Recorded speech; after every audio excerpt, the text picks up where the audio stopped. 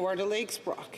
Speaker, this week the Auditor General released a scathing report on the complete failure at Indigenous Services Canada to provide support for First Nations disaster management. After 3 years and $790,000, the auditor found that not one emergency management agreement was completed. Wow. More and more parents now are waking up, trying to figure out how to heat their homes, pay their bills, even feed their families. When will this government actually start getting results for Indigenous people and stop their wasteful inflationary spending? Great question.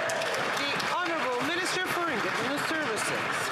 Mr. Speaker, first of all, the extraordinary expense of responding to climate change crisis is growing. And in fact, the Auditor General's report noted that while Indigenous Services Canada is doing a great job helping emergency management of those crises, that we need to invest more in protection and in adaptation. And Mr. Speaker, it's really exciting to hear a member from the opposite talk about climate change and talk about the need to invest in adaptation, to reduce the emissions, to protect our climate, because in fact, all of us are suffering with an extraordinary expense responding to climate crises. We'll continue, Mr. Speaker. Honourable Member for Halliburton, Kawartha Lakes Brock.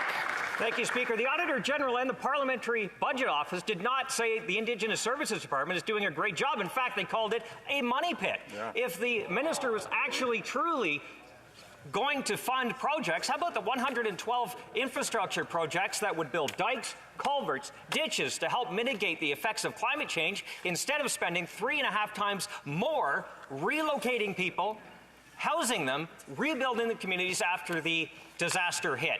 Mitigate this. When will the government start getting results for Indigenous people and stop wasting money? Great question. The Honourable Minister. Madam Speaker, I don't consider it a waste of money to help a community that's under threat from flood or fire or from torrential winds. I don't consider that a waste of money at all, Madam Speaker. What I am hearing the member opposite call for is an increased investment in making our communities resilient from the effects of climate change. I'm really pleased to hear this question, Madam Speaker, because it's an indication that the opposition understands that communities are under intense threat from the kinds of incredible climate activity that we're seeing. We'll continue, Mr. Speaker, to work with communities to make those important investments. The Honourable Member for Kenora. Madam Speaker, fuel costs